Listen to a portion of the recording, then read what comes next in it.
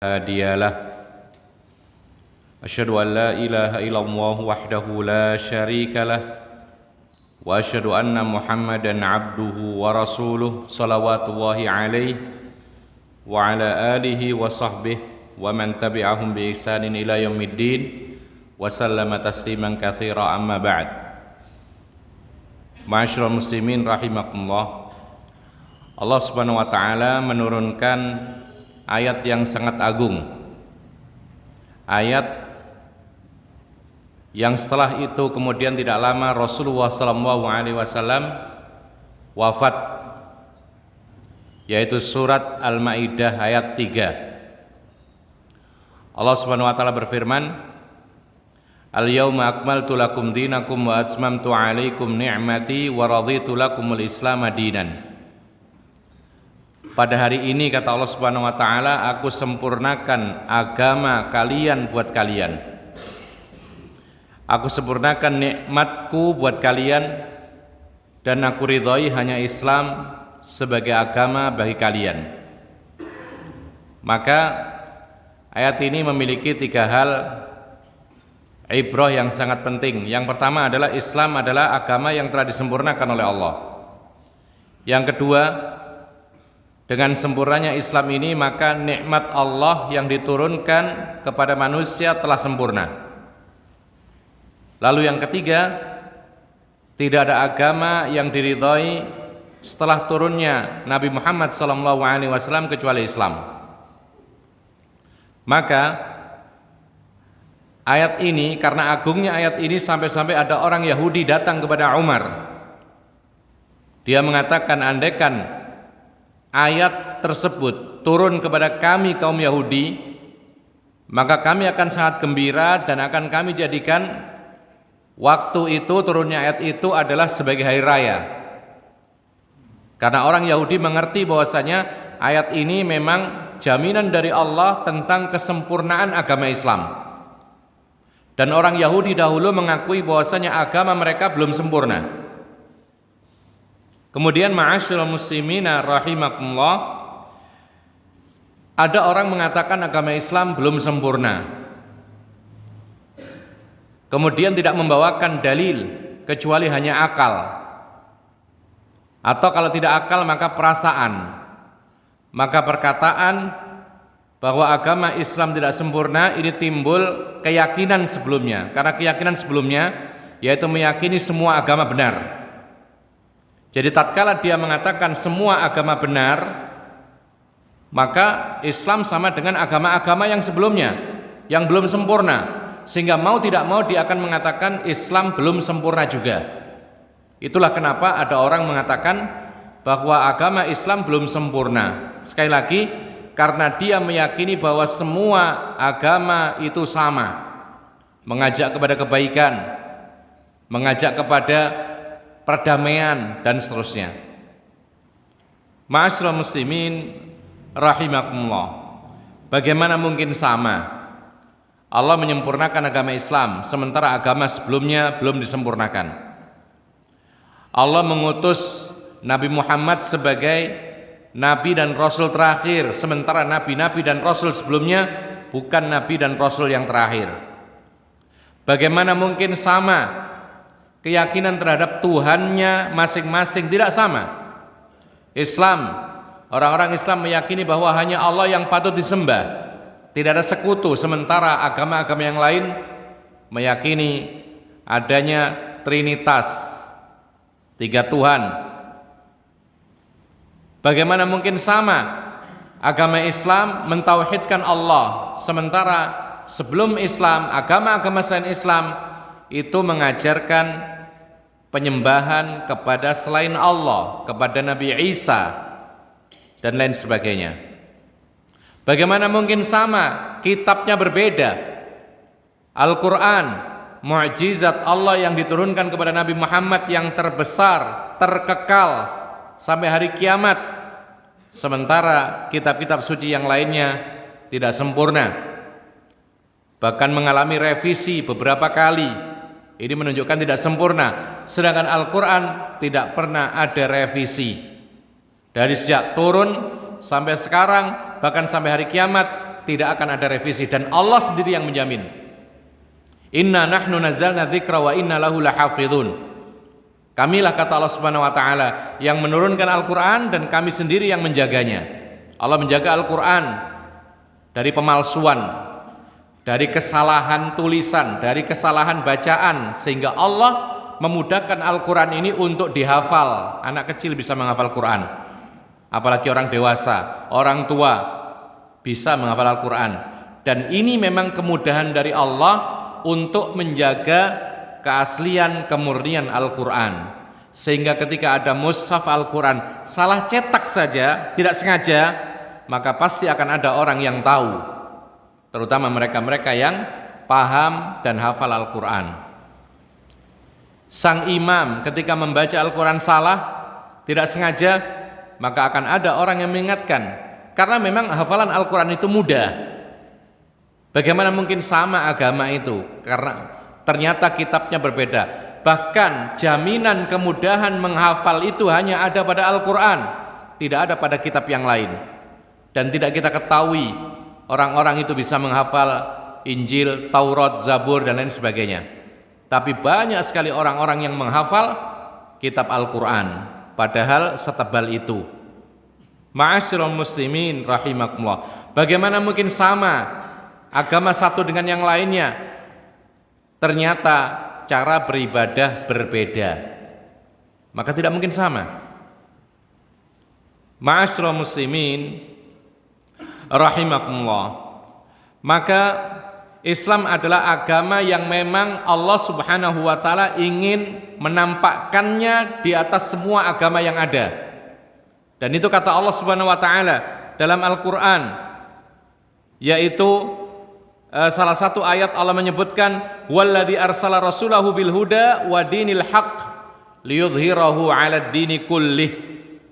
Kata Allah Subhanahu wa taala, dialah Allah yang mengutus rasulnya dengan petunjuk dan agama yang benar untuk menampakkan Islam di atas semua agama yang ada. Jadi memang Islam ini diistimewakan oleh Allah Subhanahu wa taala. Dan ayat-ayat semacam ini tidak ada dalam kitab selain Al-Qur'an. Karena memang Allah Maha tahu bahwasanya agama-agama sebelum Islam yang dibawa oleh para rasul sebelumnya, Nabi Muhammad SAW, itu belum sempurna. Makanya tidak ada ayat yang senada ini. Tidak ada ayat dalam Taurat, Injil dan Zabur dan lain sebagainya yang menyebutkan bahwasanya agama ini yang dibawa oleh rasul ini, misalnya Isa, Musa dan lain sebagainya, itu akan ditampakkan, dimenangkan di atas agama yang lain.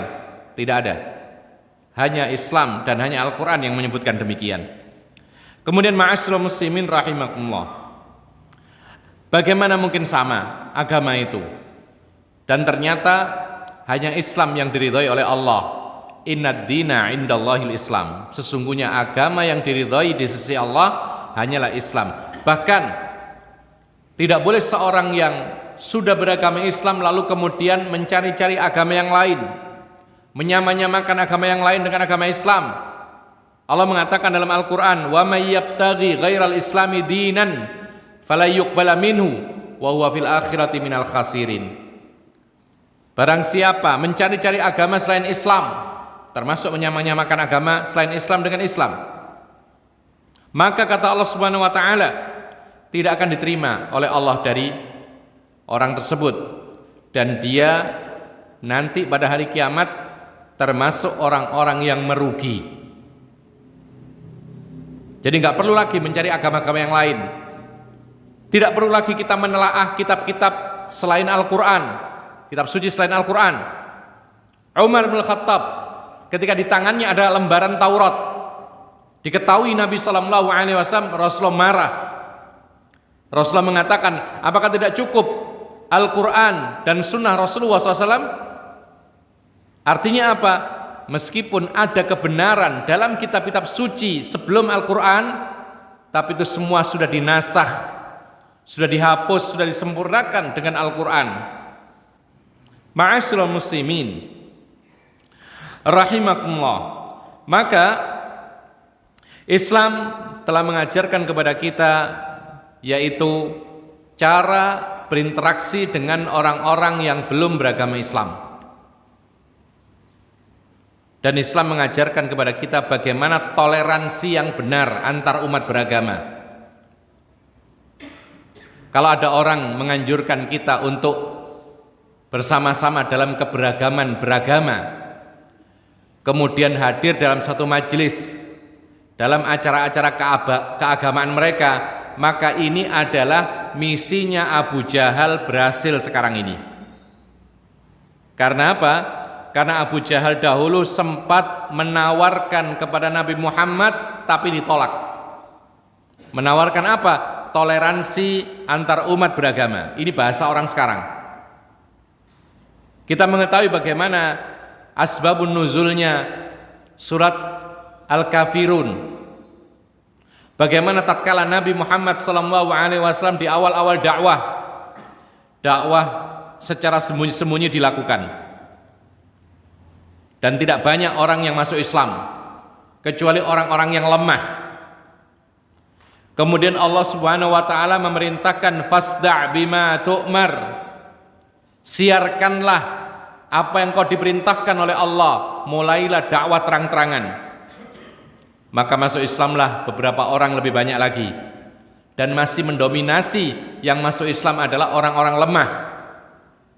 Sehingga orang-orang yang kuat mereka aman seperti Abu Bakar, kemudian Utsman bin Affan, Abdurrahman bin Auf, orang-orang kuat, orang-orang yang punya harta, orang-orang yang punya qabilah, banyak kerabat,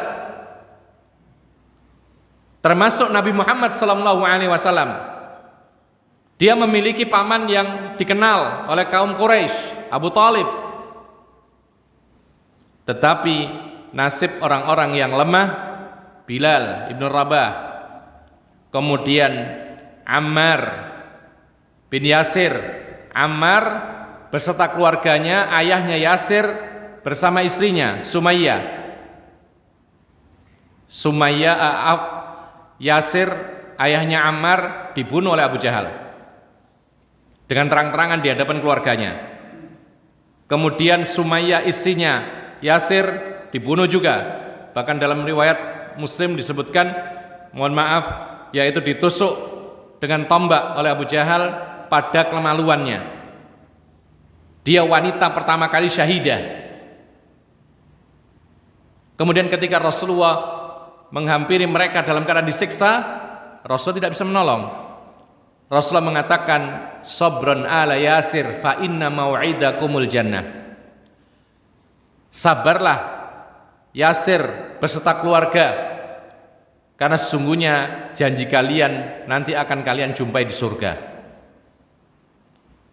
Kemudian Khabbab ibnul Ard disiksa sampai dalam sebuah riwayat disebutkan, yaitu dia ini hampir sama dengan Bilal, dijemur di panas yang sangat terik, ditimpakan batu sehingga apa? Sehingga daging yang ada di punggungnya terlepas, terkelupas, sampai membekas. Sampai ketika masa-masa di Madinah diperlihatkan kepada sahabat yang lain, dan itu menjadi ciri khas beliau, yaitu hilang daging yang ada di punggungnya karena siksaan orang-orang kafir. Nah, ma'asyiral muslimin rahimakumullah, terus mereka menyiksa, bahkan kemudian dituduh orang Islam, Rasulullah dituduh sebagai penyair, penyihir, pendusta, apalagi orang gila, gelandangan, dan lain sebagainya, dituduh demikian. Tapi terus berdakwah Rasulullah SAW. Tidak ada jalan lain, maka mencari jalan damai. Si Abu Jahal ini datang dengan beberapa orang utusan kepada Nabi Muhammad SAW, kemudian menawarkan kepada Nabi SAW harta benda yang melimpah. Wahai Muhammad, kalau engkau ingin harta benda melimpah, kami kasih berapapun yang kau mau, tapi syaratnya berhenti berdakwah. Tapi Rasulullah SAW tidak menerima tawaran tersebut. Kemudian ditawari lagi wanita paling cantik yang ada saat itu. Kemudian tidak hanya cukup demikian, dinobatkan sebagai raja sekalipun. Tapi intinya adalah berhenti dari berdakwah. Maka kemudian beliau enggan menerimanya. Lalu tawaran yang terakhir adalah berbagi ibadah. Setahun orang-orang musyrik beribadah kepada Allah, tapi setahun pula Nabi Muhammad beserta para sahabatnya beribadah menyembah Lata, Uzza, Manata. Ditolak oleh Rasulullah. Turun lagi penawarannya, ya sudah sebulan sekali, gantian. Ditolak, sehari sekali, sehari kami, sehari kamu, gantian. Tetap ditolak. Maka turunlah ayat Qul ya ayyuhal kafirun dan seterusnya. Yang inti daripada ayat ini, tidak boleh saling toleransi antar umat beragama dalam urusan iman ibadah. Allah mengatakan lakum dinukum waliyadin. Jadi kalau kita mengatakan bahwasanya agama semua ini sama, konsekuensinya mengatakan Islam berarti nggak sempurna. Maka ini bertolak belakang dengan berbagai ayat yang telah kita sebutkan, terutama surat Al-Maidah ayat 3 tadi. Al-yauma akmaltu lakum dinakum. Hari ini aku telah sempurnakan agama buat kalian. Oleh karena itu, Abu Bakar ketika mendengar ayat ini dibacakan, dia menangis. Orang bergembira, tapi Abu Bakar menangis. Pemahamannya lebih dalam. Kenapa demikian? Kalau sempurna agama Islam ini, maka tidak lama Rasulullah meninggal dunia. Menangis beliau. Sementara orang bergembira, alhamdulillah, senang, agama Islam sempurna. Sehingga apa? Sehingga tidak butuh tambahan dan tidak boleh dikurangi. Ada benarnya. Tapi pemahaman yang lebih dalam lagi, kalau sudah sempurna, tugas selesai, Nabi Muhammad meninggal dunia, maka sedih dia. Bahkan ada sebagian para sahabat Nabi berhari-hari sedih, nangis. Karena apa? Bukan karena Nabi wafat kemudian kemudian sempurna agama beres, tidak. Tapi apa? Kalau sudah wafat Rasulullah SAW, agama sudah sempurna. Kemudian ketika ada masalah demi masalah datang, Rasulullah nggak ada. Mereka pasti akan mendapati permasalahan yang tidak tuntas. Karena nggak ada wahyu lagi, sudah sempurna. Kalau dahulu ketika Rasulullah masih ada, enak. Ketika ada permasalahan, nggak ada jawabannya, turun ayat, selesai masalah. Kita tahu bagaimana kisah tuduhan zina kepada Ummul Mukminin Aisyah radhiyallahu anha bersama salah satu sahabatnya Nabi. Itu sampai berhari-hari vakum. Rasulullah sedih, Aisyah sakit, kaum muslimin juga bersedih, orang munafik bergembira. Lalu kemudian ketika turun ayat, yaitu untuk melepaskan diri Ummul Mukminin Aisyah radhiyallahu anha dari tuduhan zina, selesai permasalahan, tidak ada masalah setelah itu. Karena ayat saat itu terus berangsur-angsur turun. Ada permasalahan masalah zihar, Rasul tidak tahu jawabannya, turun ayat, selesai. Begitu terus. Tapi ketika sudah sempurna Rasulullah wafat, maka tidak akan ada lagi ayat yang turun. Yang ada adalah bagaimana para ulama menggali, beristihad, sehingga kadang-kadang ada perselisihan, perbedaan pendapat. Ma'asyiral muslimin rahimakumullah.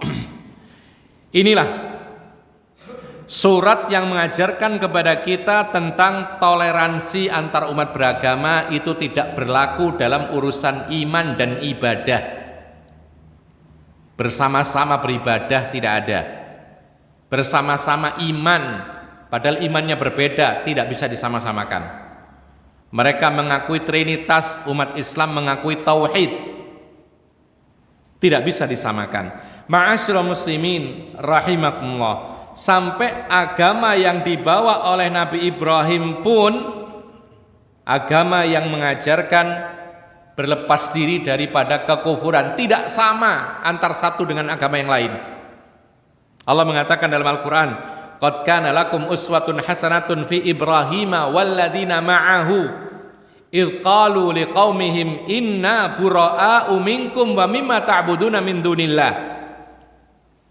Kata Allah Subhanahu wa taala, sungguh ada teladan yang baik untuk kalian pada diri Nabi Ibrahim,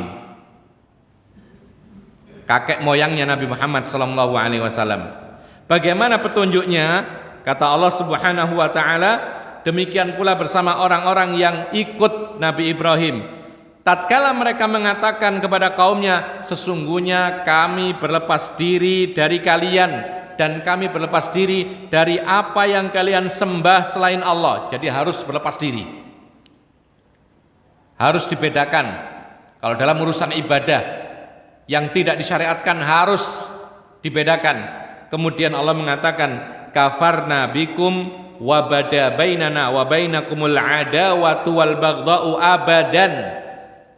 Ini harus jelas. Kata Allah Subhanahu wa taala, teladan Nabi Ibrahim bersama pengikutnya akan mengatakan, kami ingkar kepada kalian dan harus jelas bada antara kami dengan kalian, harus ada permusuhan dalam bab agama.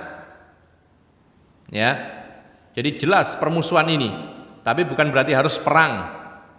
Tidak boleh disama-samakan agama yang satu dengan yang lain.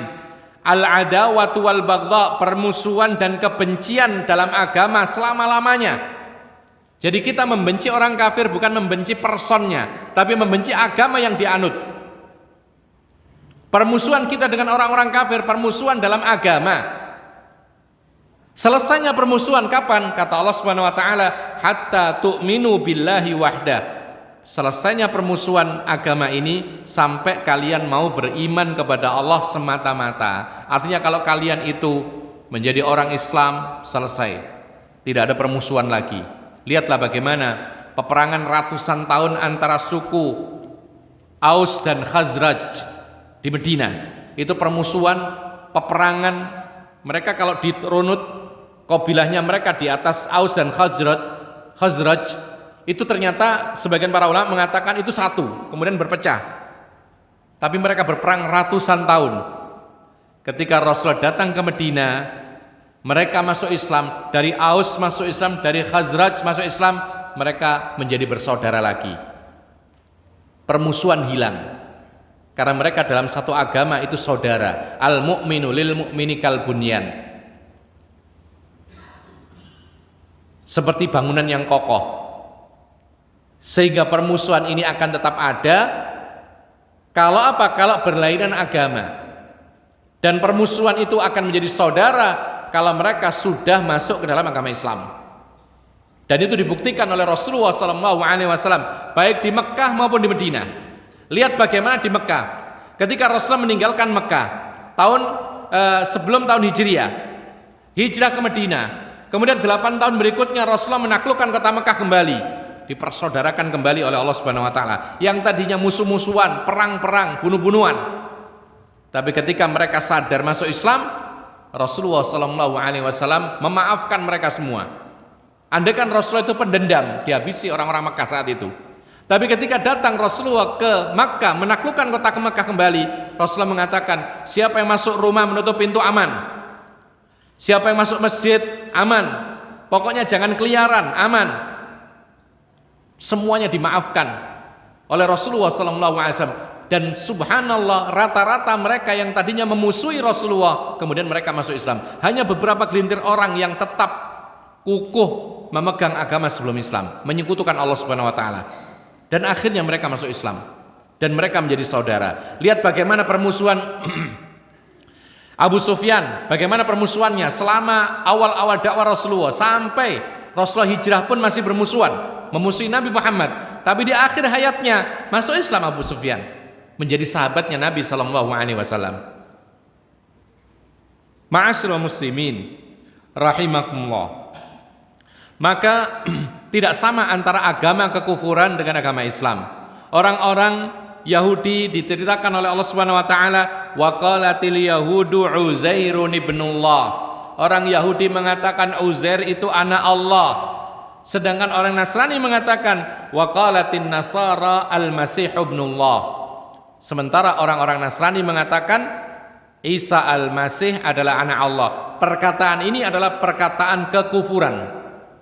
Dalam ayat yang lain Allah mengatakan, laqad kafara alladziina qalu innallaha tsalitsu tsalatsah. Sungguh kafir orang-orang yang mengatakan Allah itu satu dari Trinitas. Ini vonis dari Allah Subhanahu wa taala. Sehingga tidak sama antara Islam dengan agama yang lainnya. Ma'asyiral muslimin rahimakumullah. Maka haram bagi orang yang beriman untuk menyatu dengan orang-orang kafir dalam hal peribadatan agama dan syiar agama mereka. Ya, kebaktian di gereja misalnya, orang Islam tidak boleh ikut-ikutan. Merayakan Natal misalnya, tidak boleh orang Islam ikut-ikutan. Bahkan para ulama mengatakan mengucapkan assalamualaikum kepada mereka, orang-orang Yahudi dan Nasrani pun juga terlarang. Rasulullah mengatakan la tabda'ul yahuda wan nasara bisalam. Jangan sekali-kali mengucapkan salam kepada orang Yahudi dan Nasrani, yaitu dengan perkataan assalamualaikum, tidak boleh. Karena ini adalah doa keselamatan dunia akhirat, sementara mereka tidak selamat di akhirat. Kontradiksi kalau kita mendoakan mereka assalamualaikum. Yang kita doakan itu Allah yahdikum, itu yang boleh. Jadi doa yang boleh kita ucapkan buat orang-orang yang belum dapat hidayah adalah Allah yahdikum atau hadakumullah atau hadakallah.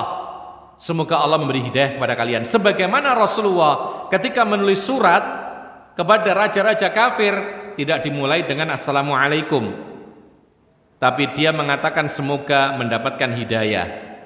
Atau kalau tidak demikian maka assalamu ala manittaba'al huda, keselamatan bagi siapa saja yang mengikuti petunjuk atau mendapat petunjuk. Jadi ditaklik keselamatan tapi bagi orang yang mendapatkan petunjuk saja. Ma'asyiral muslimin rahimakumullah, bagaimana tidak haram hadir dalam acara-acara keagamaan mereka, sementara orang Islam beribadah kepada Allah di tempat mereka saja tidak boleh. Orang Islam beribadah, ibadahnya umat Islam untuk Allah bukan untuk berhala, tapi dilakukan di tempat mereka, ini tidak boleh. Apalagi betul-betul ikut peribadatan mereka, merayakan Natal yang ada kaitannya dengan keyakinan kekufuran, meyakini Yesus Tuhan itu lahir. Padahal dalam Al-Quran lam yalid walam yulad dan seterusnya. Artinya kalau kita ikut-ikutan kita mendukung. Padahal kita katakan tadi wabada bainana wa bainakumul adawatu wal baghdha'u abadan. Harus jelas permusuhan, kebencian dalam masalah agama antara kita dengan mereka. Tidak boleh kemudian toleransi kemudian pura-pura senang, pura-pura bergembira dengan hari raya mereka. Tidak boleh, kita harus tegas dan kita harus menyatakan kami tidak sependapat, kami tidak setuju dengan hal ini. Termasuk ketika kita dianterin makanan ada kaitannya dengan acara keagamaan dan syiar mereka, kita harus berani mengatakan saya tidak setuju dengan acara ini. Dan agama Islam kami tidak mengajarkan hal tersebut. Nah, ma'asyiral muslimin rahimakumullah, tatkala ada seorang bernadar, nadar boleh-boleh saja, meskipun para ulama mengatakan untuk mengucapkan nadar ini hukumnya makruh, karena itu adalah pertanda orang pelit.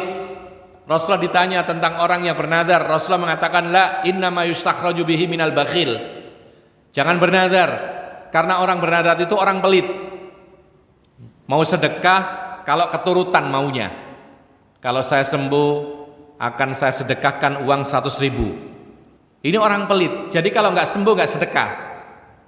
Saya mau puasa, tapi apa? Kalau lulus ujian. Jadi dia nggak akan puasa kalau nggak lulus ujian. Makanya Rasulullah mengatakan innama yustakhraju bihi minal bakhil. Nazar itu diucapkan oleh orang yang mulutnya ini bakhil. Jadi kalau orang mau sedekah ya sedekah aja, nggak usah ditaklik, diikat dengan kejadian-kejadian yang diinginkan. Ya. Kalau sembuh nanti nyembelih kambing, makan-makan. Kalau nggak sembuh, nggak nyembelih kambing, nggak sedekah. Benar apa yang dikatakan oleh Rasulullah SAW. Tapi kalau sudah terlanjur bernadar, wajib dipenuhi. Kalau memang itu adalah berupa kebaikan. Terlanjur nadar, kalau sembuh maka dia akan puasa 3 hari. Ketika dia sembuh, wajib dia berpuasa, bahkan tidak bisa diganti dengan apapun. Dengan kafarat pun tidak bisa kalau ini ketaatan, karena Rasulullah mengatakan man nadzara an yuti' Allah falyuti'hu. Siapa bernadar berupa ketaatan maka dia harus mentaati, yaitu menyelesaikan nadarnya. Nah, ketika ada orang bernadar pada zaman Rasulullah untuk menyembelih seekor unta di suatu tempat yang dikenal dengan nama Buanah. Buanah. Dan alhamdulillah orang ini bertanya dulu kepada Rasulullah SAW atau kepada para sahabat Nabi. Tanya dulu, gimana ini? Saya terlanjur nadar. Nadar apa? Menyembelih unta. Di mana? Di tempat yang namanya Buanah. Dilaporkan kepada Rasulullah SAW, maka Rasulullah bertanya, hal fiha wathanun yu'badu min dunillah? Apakah di Buana itu ada berhala yang disembah selain Allah? Qalu la. Mereka menjawab, tidak ada wahai Rasulullah. Artinya apa? Rasulullah memberikan syarat, kalau tempat itu adalah tempat ibadahnya orang-orang musyrik, tidak boleh menyembelih di sana. Karena jadinya mirip dengan orang yang beribadah di sana yang menyekutukan Allah. Lalu Rasulullah SAW tanya lagi, fahal kana fiha idun min a'yadihim? Apakah di Buana itu ada perayaan hari raya mereka, orang selain Islam? Maka mereka mengatakan, qalu la ya Rasulullah. Tidak ada wahai Rasul bersih, tidak ada peribadatan selain Allah, tidak ada perayaan hari raya, bersih, tempat biasa, tidak ada apa-apa. Maka Rasulullah mengatakan, faqala aufi binadrik. Kalau begitu silakan penuhi nadarmu. Para ulama mengatakan dari hadis ini, maka meskipun ibadah itu karena Allah, orang Islam beribadah karena Allah, untuk Allah, amalannya pun amalan orang Islam, tapi kalau dilakukan di tempat peribadatan orang-orang kafir, maka dilarang. Kenapa demikian? Rasulullah mengatakan dalam hadis yang lain, man tasyabbaha biqaumin fahuwa minhum. Barang siapa menyerupai suatu kaum, maka dia termasuk dari kaum tersebut. Maka tidak boleh kita menyerupai mereka dalam ciri khas mereka. Seperti Natal, perayaan Natal, ini ciri khas mereka. Maka sekali-kali jangan sampai orang Islam bergabung di sana. Kita harus tegas menolak, tentu saja dengan cara yang baik. Paling tidak mereka itu paham kita ini tidak sama dan tidak bisa memang disama-samakan. Nah, konsekuensi orang yang mengatakan semua agama sama, akhirnya toleransi dalam perayaan-perayaan keagamaan mereka, bahkan nanti suatu ketika mereka akan hadir dalam perayaan mingguan. Konsekuensinya begitu nanti. Mungkin sekarang belum, tapi nanti kena kesana arahnya. Bahkan mereka nanti akhirnya mengundang orang-orang kafir ke hari raya orang Islam. Ini orang-orang Islam yang meyakini bahwa semua agama sama. Bahkan nanti suatu ketika diajak bareng-bareng tadarusan. Tidak menutup kemungkinan seperti ini. Ya, bahkan nanti mungkin disuruh puasa.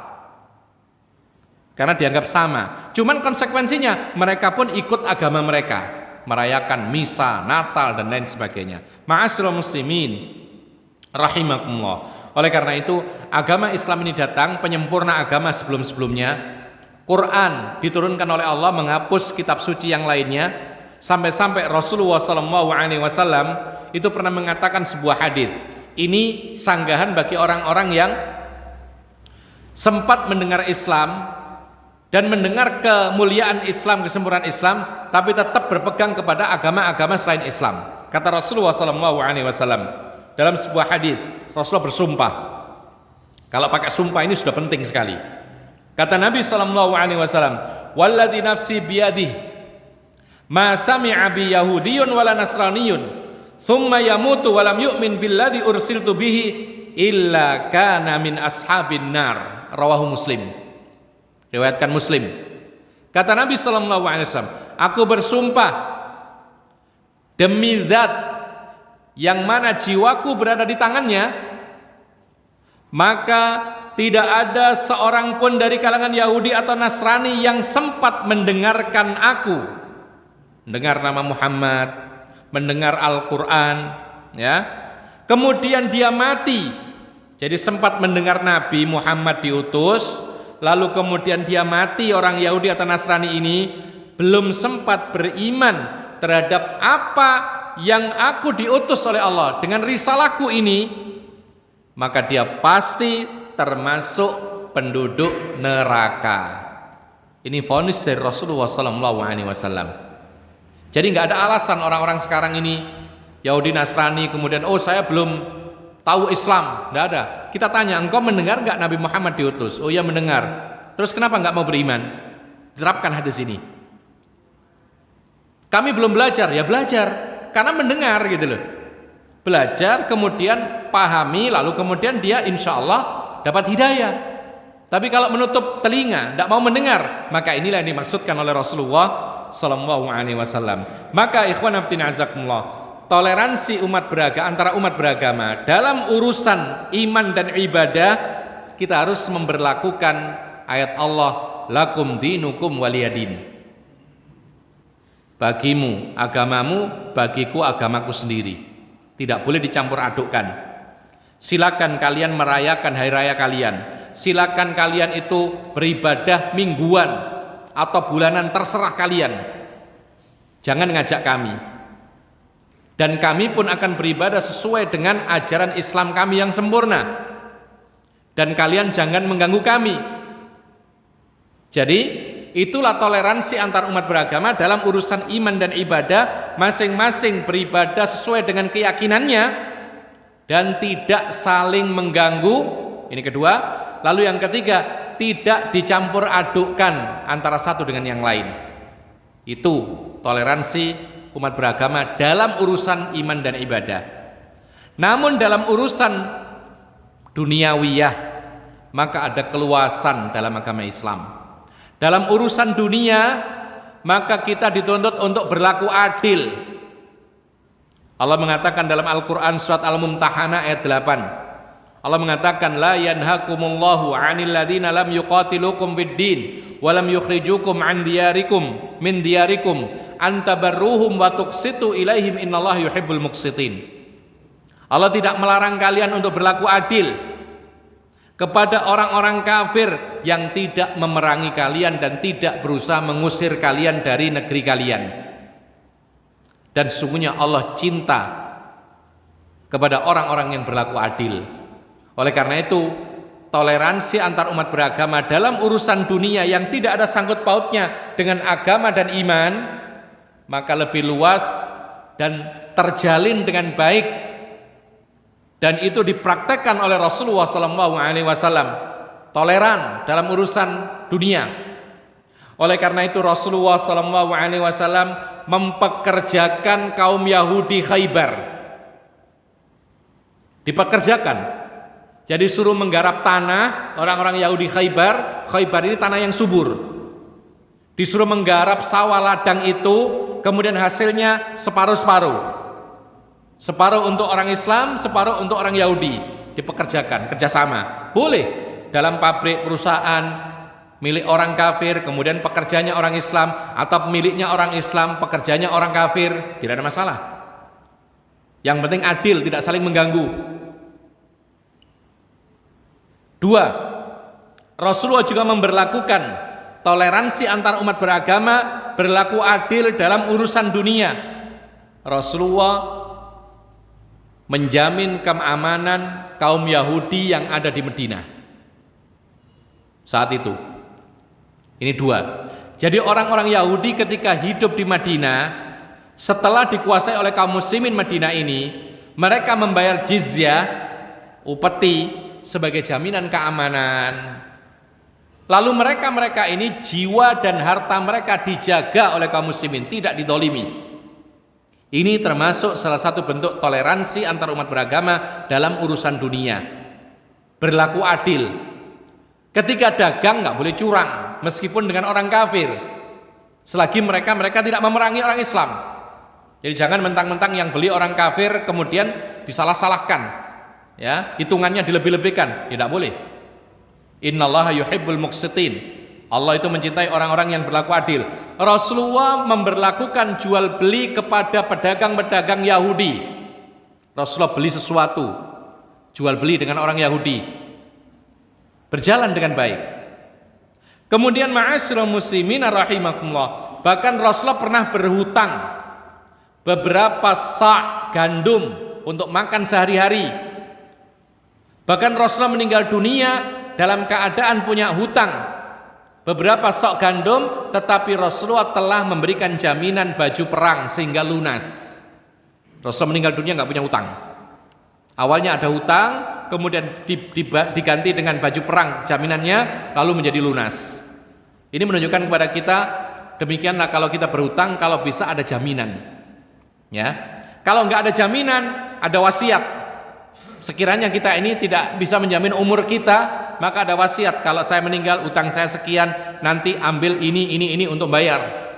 Supaya ketika kita meninggal dunia, jasad kita ini tidak panas, seperti yang dikatakan oleh Nabi SAW, orang yang punya hutang, meninggal dunia belum lunas, jasadnya panas.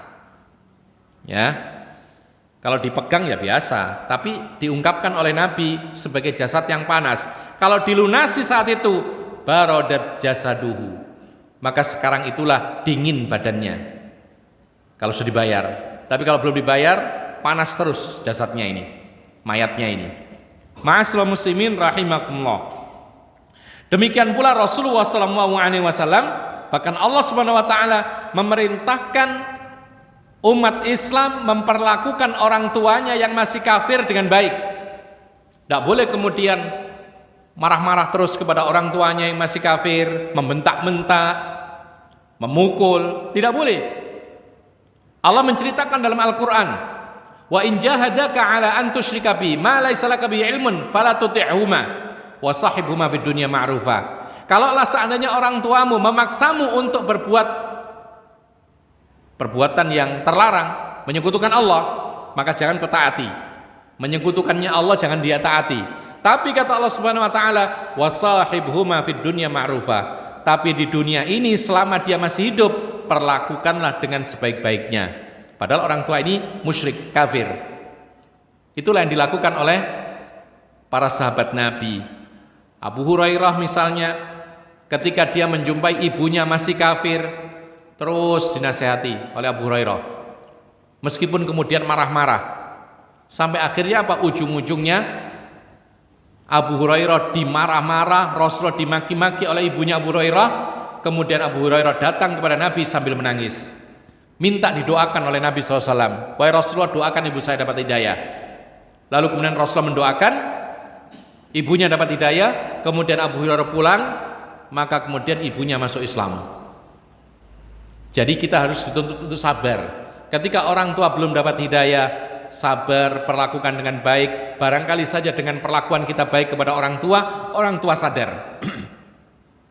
Dan itu terjadi pada banyak sekali para sahabat Nabi radhiyallahu anhum. Ma'asyiral muslimin rahimakumullah. Umar pun juga demikian. Jadi ada sebuah kisah, Rasulullah SAW ketika mau ke masjid, ada orang-orang jualan kain di luarnya masjid. Kalau di dalam masjid nggak boleh. Di luar masjid ada orang jual kain bagus sekali. Cuman kain tersebut terbuat dari sutra. Lalu berjumpa dengan Rasulullah, Umar mengatakan, wahai Rasulullah, belilah ini, bagus ini, supaya engkau nanti pakai Jumatan atau ketika ada tamu, engkau pakai menemui tamu dengan baju yang bagus seperti ini. Apa kata Rasulullah SAW? Wahai Umar, laki-laki tidak boleh memakai baju dari sutra. Sudah selesai. Kemudian pada waktu yang lain, Rasulullah ngirim hadiah kain dari sutra kepada Umar. Kan bingung Umar. Kemudian langsung bergegas datang kepada Nabi Umar ini, lalu mengatakan, wahai Rasulullah, engkau melarang laki-laki pakai kain sutra, tapi engkau ngasih aku hadiah kain sutra. Apa kata Rasulullah? Rasulullah mengatakan, aku memberikan hadiah untukmu. Kain sutra itu bukan untuk engkau pakai. Engkau bisa kasih orang lain, engkau bisa kasih istri, engkau bisa kasih saudara-saudara yang belum masuk Islam. Dan subhanallah, lihat, kira-kira Umar memberikan kain ini kepada siapa? Bukan kepada istrinya, tapi diberikan kepada saudaranya, kerabatnya, laki-laki yang masih musyrik, yang masih belum masuk Islam. Karena orang yang belum masuk Islam, dia masih belum dilarang pakai sutra, dikasihkan. Apa artinya? Di sini menunjukkan kepada kita, dalam urusan dunia, toleransi antara umat beragama itu berlaku adil. saling memberi hadiah. Oleh karena itu Rasulullah SAW saling memberi atau bergantian memberi hadiah kepada raja-raja yang masih kafir. Rasul dapat hadiah diterima, Rasulullah ngasih hadiah kepada mereka, yaitu raja-raja yang masih kafir.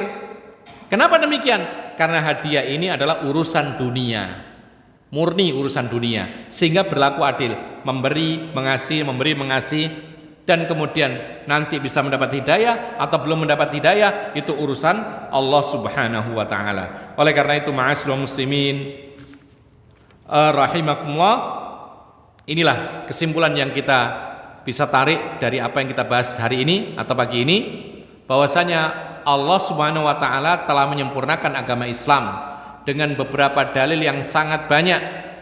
Ini yang pertama. Sehingga perkataan Islam itu belum sempurna, ini perkataan yang tidak ada dasarnya sama sekali.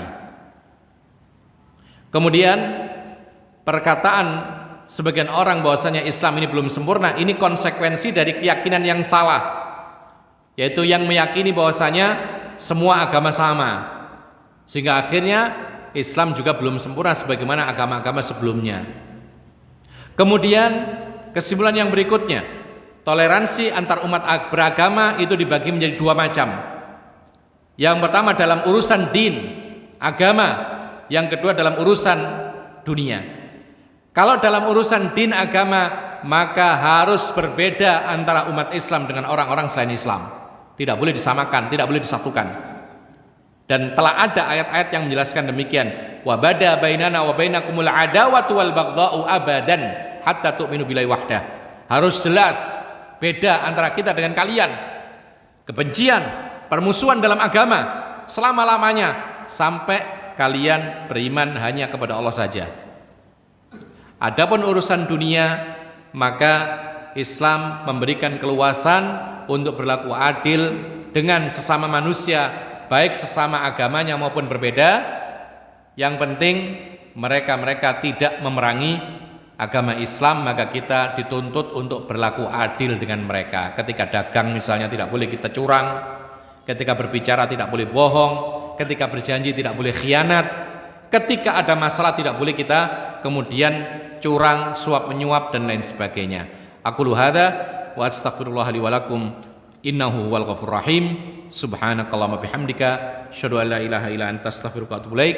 Assalamualaikum warahmatullahi wabarakatuh.